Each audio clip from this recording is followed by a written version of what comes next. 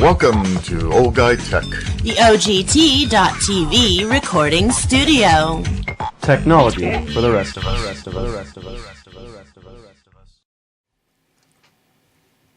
Hi, I'm Rob Charny with Old Guy Tech TV, and this is The Beat, and I'm here with my good friend, Sheriff John DeAugustini of Dorado County. John, once again, hello. Thank you very much for coming in and spending a little bit of time with us and with the citizens of Dorado County. And we've got a few topics that have been brought to my attention that I thought that I would talk to you about. And one of the things that's coming across, and I didn't write the bill number down, but there's been some discussions on the sheriff-coroner system that applies mostly to the rural counties more than the other ones. And I thought I would just talk to you a little bit about it, because it seems like there is some outcry about the fact that we do not actually have a true coroner, but we have a sheriff-coroner who handles this position of it. And I guess it came about because of, I want to say it was one of the sheriffs, and it might have been the Yolo County Sheriff, San Joaquin. Was it San Joaquin? Okay, well, Yolo's got its own problems, but San Joaquin Sheriff had been doing some things that one of the coroners there decided wasn't proper and caused a fuss. But can you talk a little bit about the system? And Sure. So yeah, the case you're talking about was out of San Joaquin. It's been all over the news. Most of it's absolutely false, but of course, that's okay. The media reports it how it reports it. So in the state of California, one of the offices that is able to be combined with sheriff under the government code is the office of coroner. I think in California, out of the 58 counties, something like 48 or something are sheriff coroner, elected sheriff coroner. In El Dorado County, I'm the elected sheriff coroner and public administrator. That's another office that is able to be combined with the office of sheriff. Other counties have separate elected coroners or appointed coroners or MEs, medical examiner offices, and they all function the same way. For counties such as El Dorado, it is a extreme money savings to have it under one roof. The arguments of manipulation or coercion or even corruption, I don't buy it. I haven't seen it. It would be very, very difficult, if possible at all, for a sheriff to influence a pathologist. Now, keep in mind that the sheriffs that are sheriff coroners, we all contract out. We're not doctors, right? So the cause of death is determined by a pathologist. We contract out for non-forensics, mean non-criminal or suspicious deaths, just to do cause and manner. We contract out to a pathologist who comes to one of our local facilities, mortuary facilities, and conducts the postmortem autopsies there. All forensic postmortem autopsies are conducted at either Sacramento County or Placer County, where they have a forensic facility and forensic pathologists that are able to do much more in-depth investigations. So the doctors, the pathologists, they're rendering an opinion based on their expertise and scientific evidence what the cause of death was. Now, cause of death may be, and I'm sorry I don't have all the medical names, but the heart stops, right, or an aneurysm, or whatever the actual cause of death for. Right. The manner may have been blunt force trauma, or a gunshot wound, right, or suicide, or homicide. Yeah. That's the manner. The doctors rule on the cause. Now, you need that investigative experience to rule on the manner. Mm-hmm. That's why it makes a lot of sense to have it as sheriff, I believe, sheriff coroner. Okay. Because while we separate the two within our office, we have our detective division and our coroner's division. for instance, yesterday we just had another homicide in the county up country, up by Camino, and the pathologist that will go down for a forensic post-mortem autopsy. The pathologist will rule on what actually caused the death. The heart Okay. Sure. stopped pumping blood. With the evidence provided by the coroners and the detectives, what was the manner?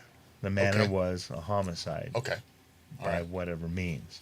So that's what's going on. Now there's just that's how it currently works. There is a movement based on because of the San Joaquin County issue where a pathologist said that in issues of deaths in custody, the sheriff who was the elected sheriff coroner, Right. instead of putting homicide on the for instance, instead of putting homicide on the death certificate as manner, was putting accidental as manner. That argument can be had. We have a due process system to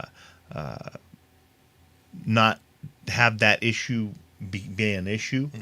So to me, it's not an issue. We also have in the law the ability for the coroner to conduct a coroner's inquest. Okay. Right. Which is basically a jury trial called by the coroner to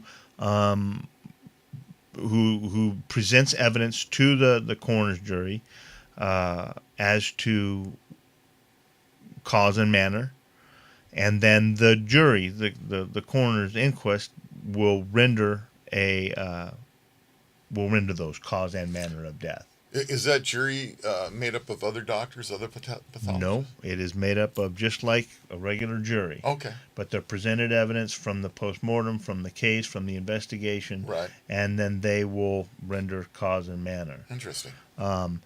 Some counties use that exclusively. I know Contra Costa County uses it whenever there's an officer involved type shooting. That is an option. I have never used it. I've come close a couple times to when I was in Amador County working there as the chief deputy coroner. A couple cases we discussed possibly using an inquest, the inquest process for absolute transparency. And it was just so obvious that we didn't use it in those cases. I've only had one in El Dorado County since I've been sheriff where the question came up, maybe we should call a coroner's inquest. But again, the investigation was so clear cut and it was transparent as it was that we decided not to do that. But there may become a time when that would be absolutely appropriate. The problem with separating, as this movement is going and this legislation is moving towards, and it's been tried before. This is nothing new. This has been tried before. Nowhere. For counties like El Dorado, it would literally be probably $15-20 million hit to the general fund, because they would have to gear up a whole medical examiner's unit or a whole separate coroner's unit. Now, in our new facility, we're planning a morgue. We have a morgue as part of the campus. Again, because I am the sheriff coroner, public administrator. The question has been, well, if this legislation, oh my gosh, do you really need a morgue? The county's still going to need a morgue. Right.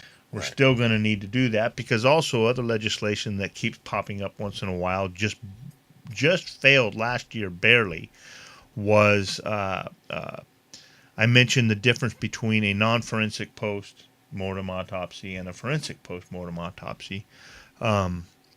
Right now, that forensic certification is hard to come by. We don't use a forensic certified pathologist for our non-forensic post-mortem autopsies. Right. And that bill that just barely failed last year said that all post-mortem autopsies will be conducted by a licensed forensic post-mortem pathologist, Yeah. which the cost will go It's skyrocketed. significant. Yes. And it's not necessary. You have if you have a death that falls within the coroner's jurisdiction, unattended, unexpected, suspicious, or criminal, most of them are unexpected or unattended. Okay. Not suspicious or criminal. Most Right. of them are just unattended or unexpected. So they haven't seen the doctor within 20 days. They have a heart condition. They have other medical issues. And for whatever reason, the doctor says, there's so many things it could have been. I don't feel comfortable signing off on one of them. Oh, okay. So we'll have our normal pathologist, non-forensic pathologist, Right. perform an autopsy and says, oh, yep, there's the culprit right there. That's the cause of death. And that's for something non-suspicious. Exactly. Right. Exactly. So to have to do a forensic on all of ours, the expense case would would go through the roof. Yeah, it would be something else. And your morgue in your new facility is really a cost-saving measure. Oh, absolutely. Right? I mean, that was... Right now, we pay, I think it's something like $3,500 a piece for forensic postmortems at Sacramento and or Placer, because Sacramento is frequently full. We'll be able to get a contract and have one of their forensic pathologists come up and do it for hopefully half of that. Yeah, I would think so. For hopefully half of that, so we don't have to use their facility. Plus, there's the issues of chain of custody for the evidence. Mm-hmm. We'll be able to have more control and be able to testify more clearly and cleanly about that. That will be more transparent. And I've said it on the show before when we've talked about why the need for a morgue, but the local mortuary that we currently use, God bless them, it was a great business decision on their part. Yeah. For a zero bid contract. They don't charge us anything to come out and pick up that body and take it to their mortuary pending our non-forensic autopsy. Right. The autopsies are currently, those non-forensic autopsies are now currently conducted in literally a converted garage, which is fine. Fine, yeah. But when we are done and we have released the body back to the family, sometimes it causes a little heartburn because maybe Aunt Mary wanted to go to somewhere else to be interned or to a different embalmed and interned or whatever. Yeah. And now this funeral home already has custody of the body. Right. Already has it. Well, Aunt Mary's already here. We can make it really easy on you. I could see it being a business decision for them. It's a great business decision for them. Yeah. Causes a little heartburn for us sometimes and for the families. And I just don't. We're going to get away from that issue as well. Yeah, it's probably a good thing. But I could certainly understand why they did that. Yeah. But so really, this kind of popped up. It seemed to me from my reading about it a little bit it was almost a whistleblower thing gone awry is what it seemed like, because I believe my notes say I think it was Assemblyman Pan. Anyway, it's the one that's pushing this forward. I may be wrong, folks. I'm sure I'm going to hear from you, and you're going to tell me you don't know what you're talking about, which is normal. I get that too once in a while. Yeah, I'm used to it now. But anyway, there were some accusations that were made, and that's I think where this all stirred up from. And it seems to me that the system. My research shows that this originated about 800 years ago. Believe it or not, under England's King Richard the Lionhearted, who started the coroner. And really? Of all things. Yeah, I wanted to do some study about it, but you know what it was really for? Collecting death taxes. Oh, I bet. Yeah, that's what it was all about. There you go. Yeah, the king wanted to get his pound of flesh, so we talked about, and I think that may be where that comes from. Maybe. Yeah, I think that's where it comes from, and so it shows you, we've been doing this for 800 years and never get away from it. But I just thought you'd find that interesting, this little research, and it went, oh, okay. That was one job when I was the chief deputy coroner in Amador County, now the coroner, but chief deputy in Amador, where I was the guy that did them. I was there. Did all that. Right. That was one job in this business where everybody says, oh, it gets easier. The more you do it, the easier it gets.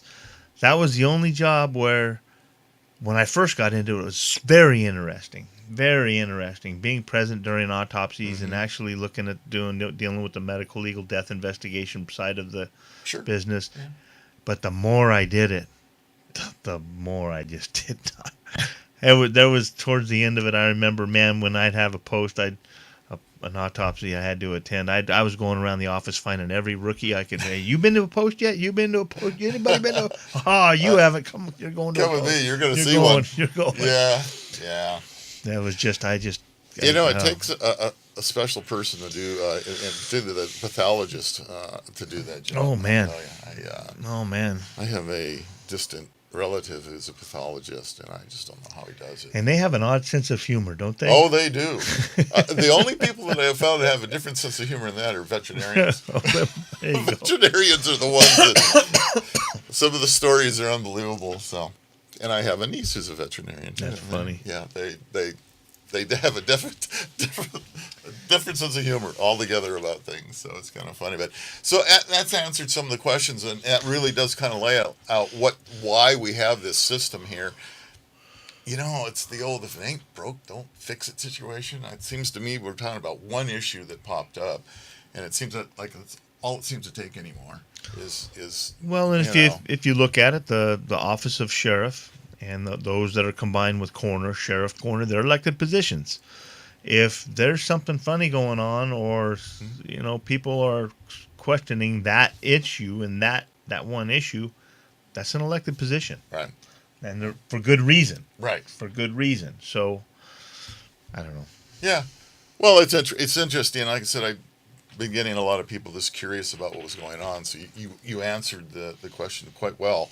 And it enlightened me. I was really glad to understand how that system worked. So that's very good. It saves a lot of money.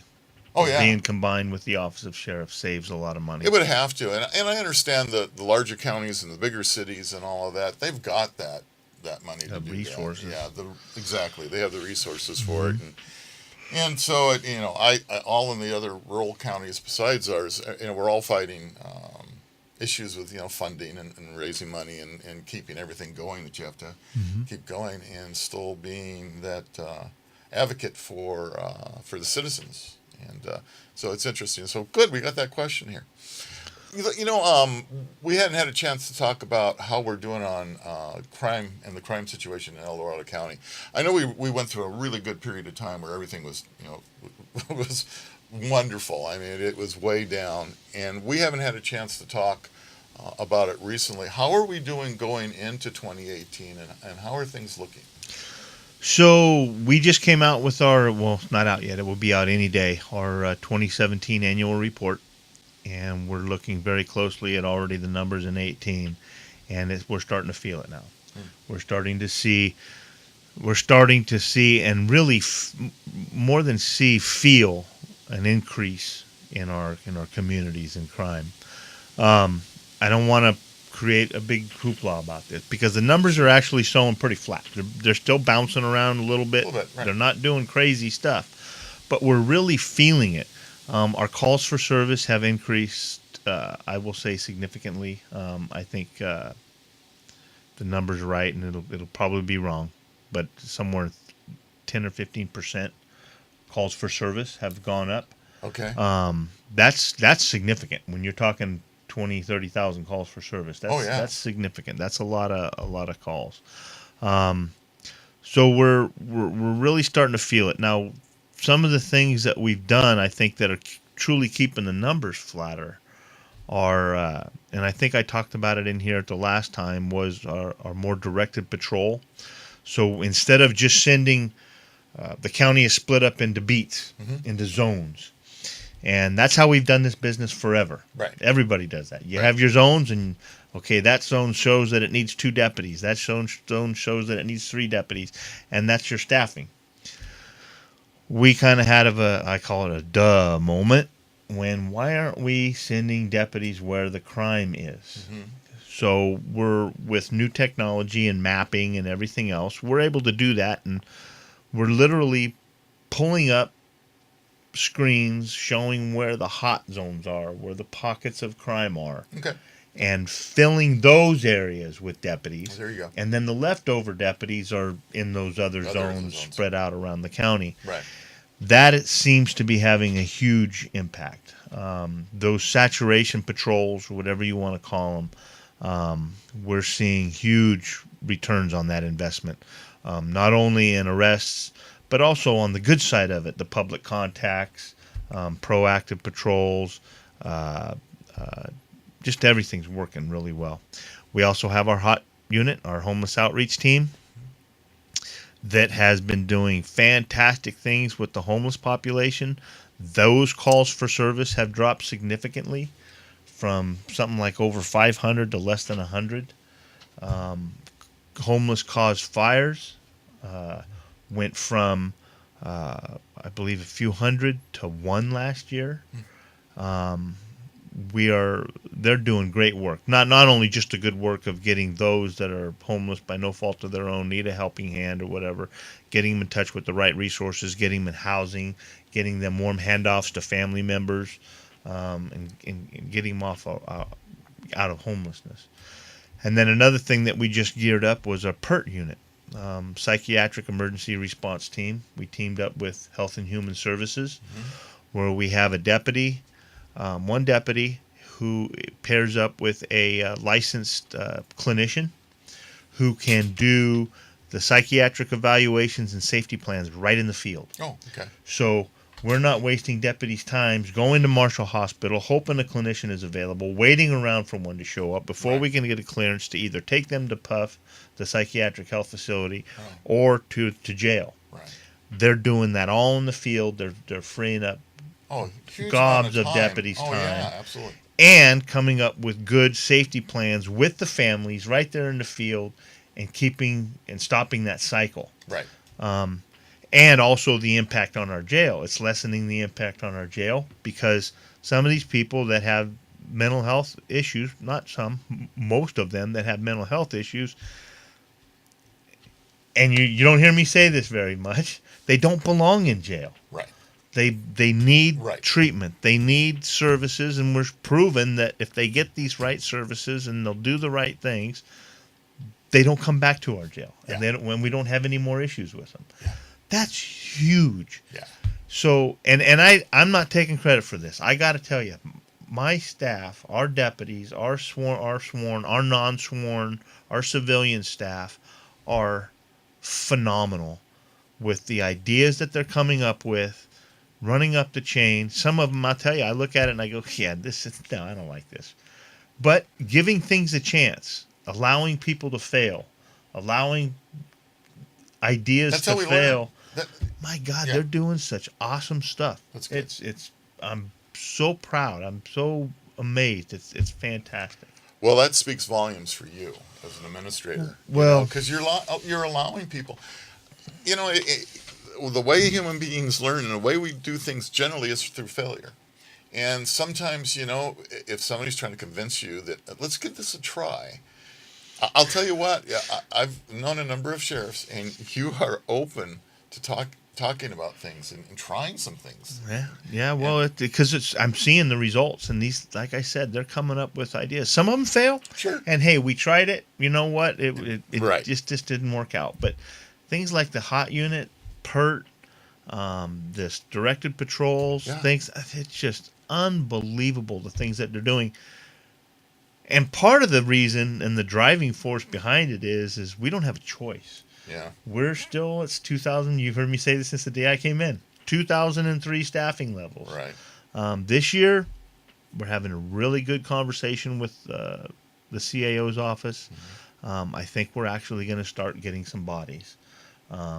The conversation's been going very well. Sometimes I think almost too well. We left the budget negotiations meeting the other day. I walked out and I looked at my undersheriff and I said, "Oh, that went too good. I don't know."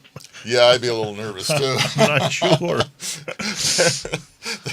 So, well, we're blessed. You'll find out when it comes to the board. Right? We're truly blessed in El Dorado County to have what we have, to have the staff that we have, to have the crime rates where they are that we have, considering what's going on around the state, and we're blessed that we have the support of the community that when we need assistance or we need guidance or we need whatever it is. All we got to do is ask, and the community's been there. So we're blessed. We've heard a lot about the crime, and part of that's being driven is they're starting to come up into our neighborhoods, and that situation here. Somebody asked me the other day, we're seeing on the news a lot of times when deliveries are being made to people's homes, we have people just running away and looking around and grabbing the boxes and running, and many people have video recorders now in their homes, and you're able to see the bodies.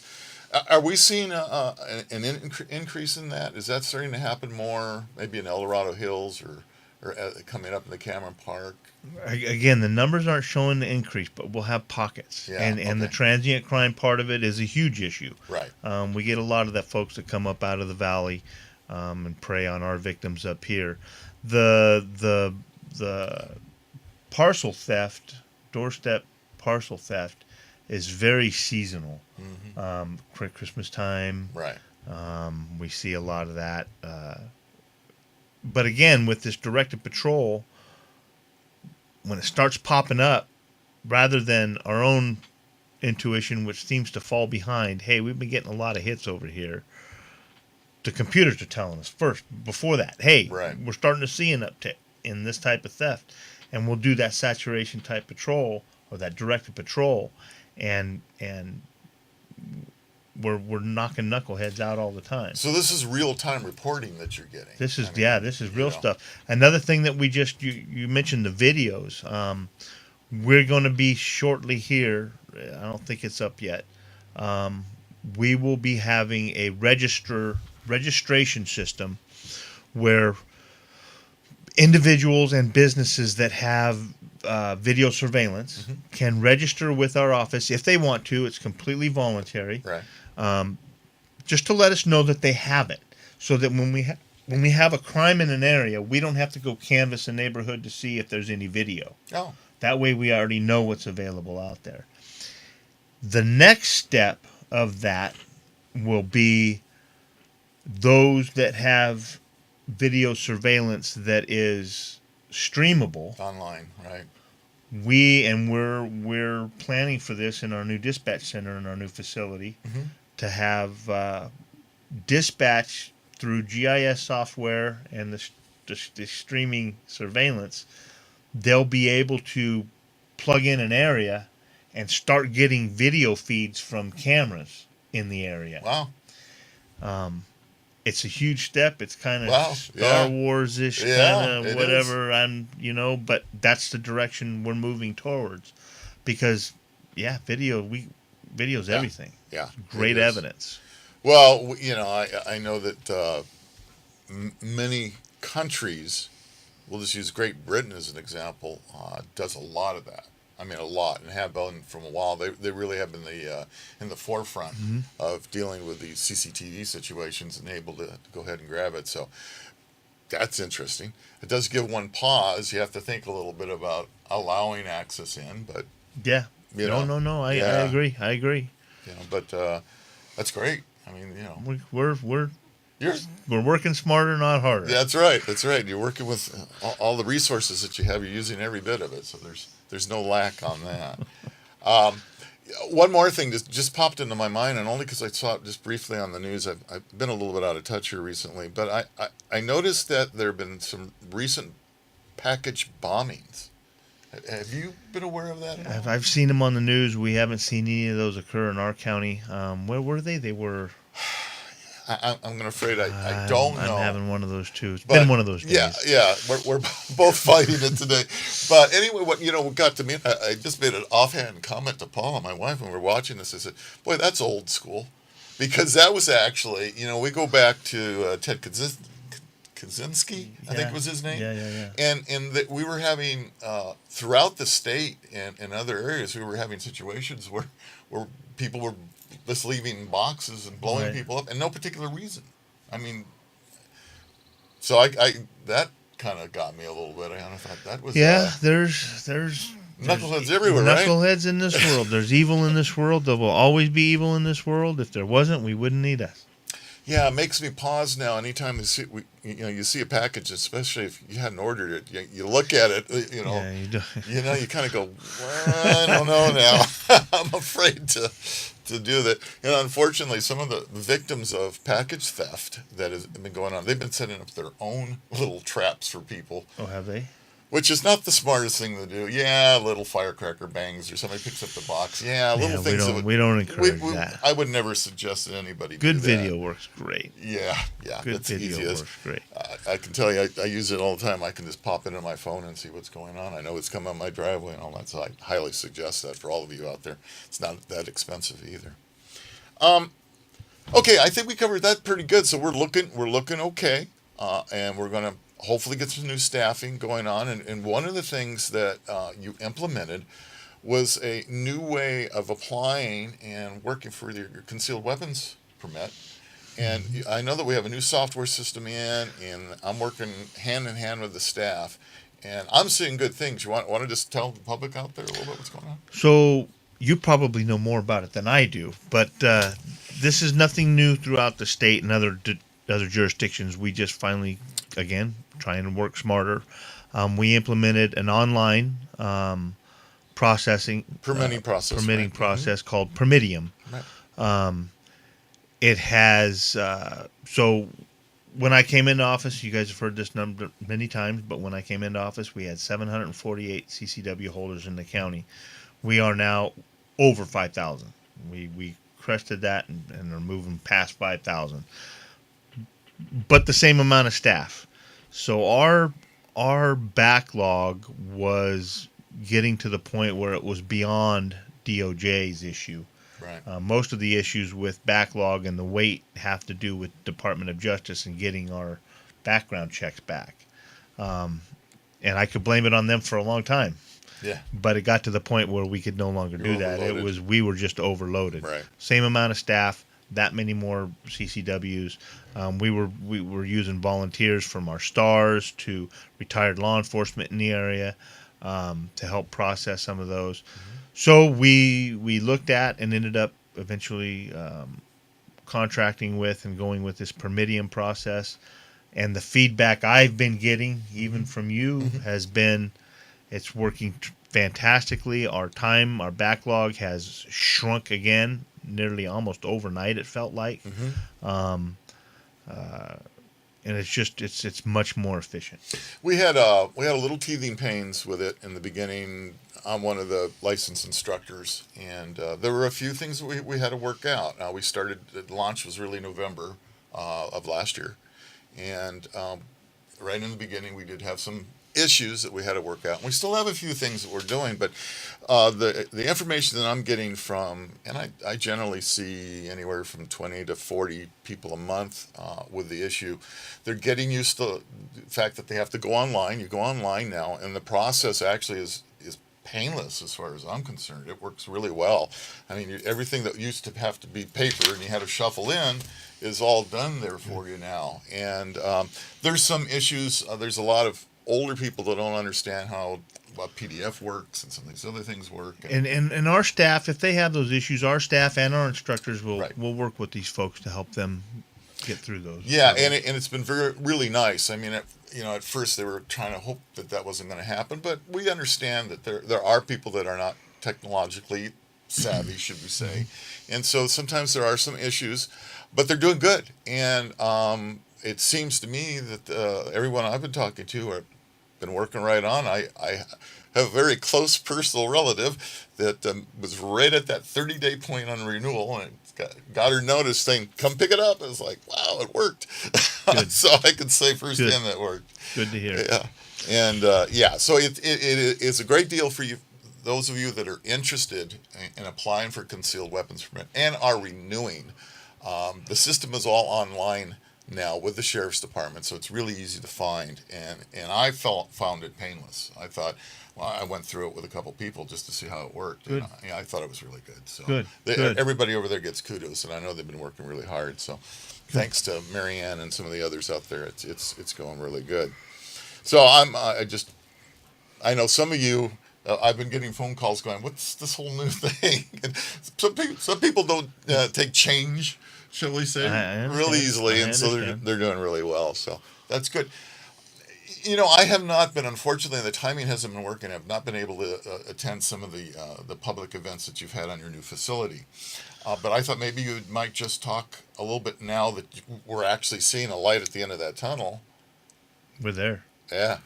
We're there. I just left to come here to film on a online meeting for literally moving a door, moving a wall, changing this, changing a cabinet.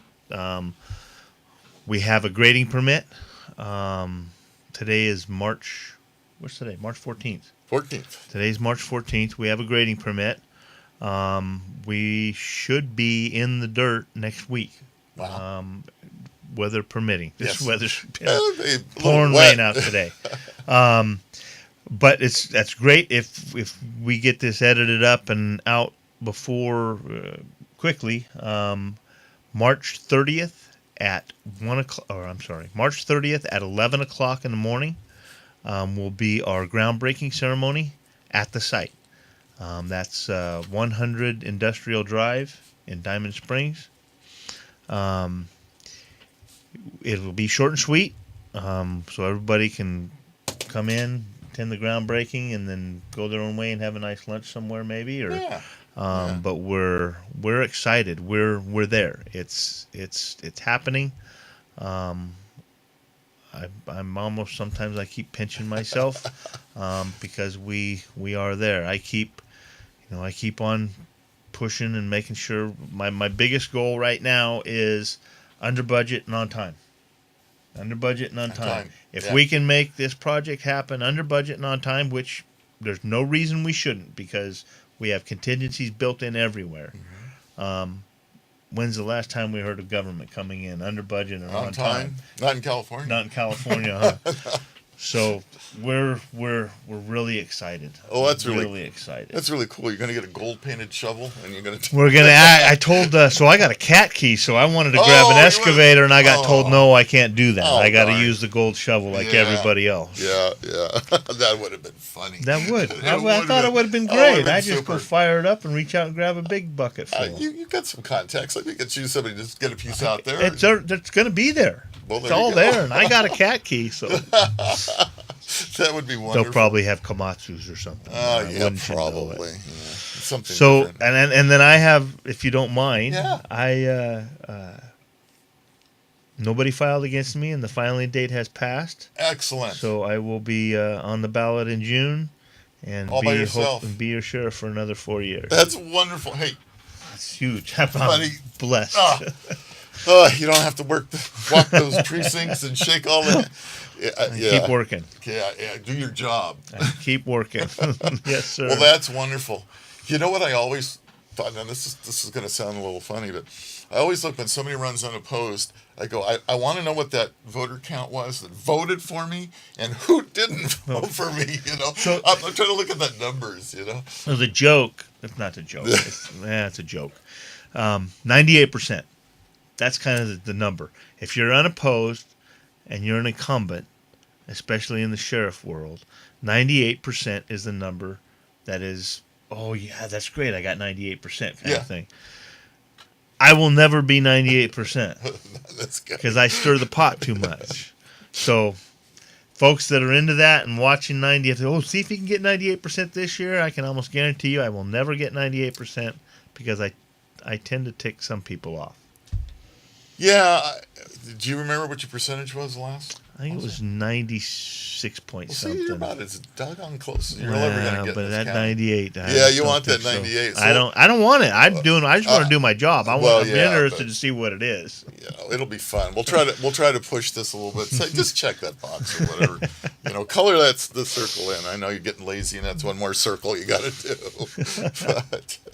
I want to give a shout out to a good friend of mine, and I know you know him as well. Is Mark Ralphs.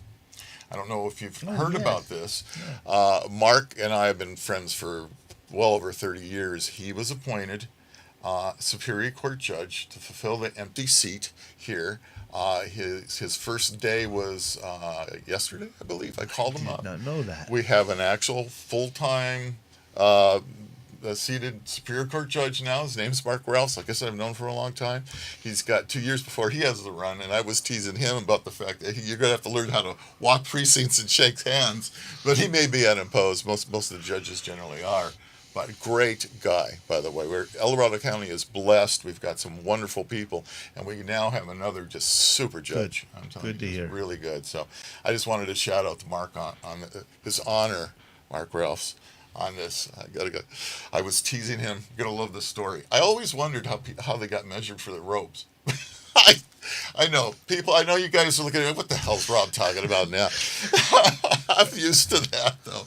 So I just asked him. I said, "So how did you deal with your robe? You know, because they got to wear their robes, right?" And he says, "It's actually pretty easy." He says, how tall are you?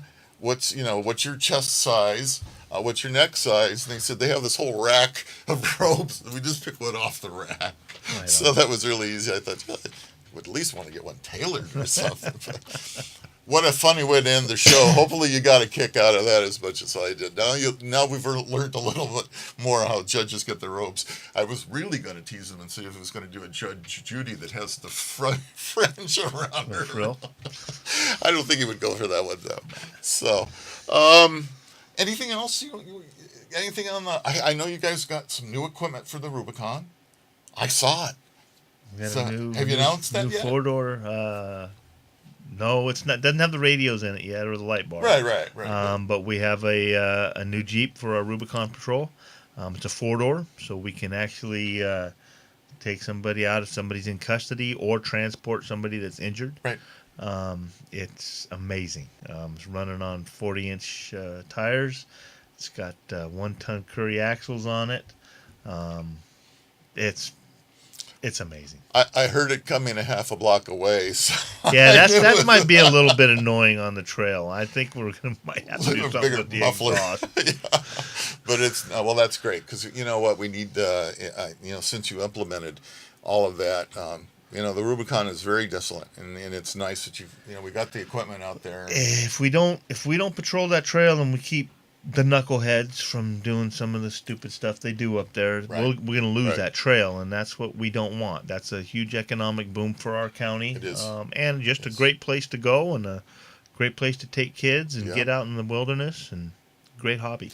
Well, it's comforting to me to know that that you guys are going to be out there. Should I decide to go, and have an issue, have an accident, some breaks, somebody's hurt, something, you've got a faster response and you got your stuff around. And I just think for public safety, this is one of the best things because you're right, the Rubicon is known worldwide. Yep. Chrysler Jeep named a vehicle after our Rubicon. Yep. Here, and it is really great to hear, see that new piece of equipment, know that you guys are out there, and I know you 4-wheel guys out there also appreciate it as well. So I got to drive it over. I took it out for. He was rubbing it in. Wanted to rub it in. Look what I got, new toy. So. You should see what we do off camera. Anyway, John, once again, I want to thank you very much for coming in. Thank you. We'll have to make this a little more often because I know I've had a number of calls saying, "Where's your next shows?" And we've had a little equipment issues, and I'm sorry about that. And I think everything's going to be fine, though. But keep watching us. You know where to find us. If not, you can just go to theogt.tv, and you can find us on there as well as some other sites. And it's not very often that we get an opportunity, and I can't tell you, being here as a host, how wonderful it is that we have people like the sheriff coming in and telling us about what's going on, because now you're hearing it right from the horse's mouth, so to speak, instead of this second and third hand, because we all know how this game of telephone works. A lot of times you don't get the right information. So John, again, thank you for coming in and telling us what's going on here. We've got some exciting news. Hopefully we can get out there on March 30th and see you turn some dirt. That would be good. Caterpillar or not, we'll go with that painted shovel. But I can't thank you more enough. And folks, thanks for watching the show as well. We always appreciate it, and we'll catch you next time.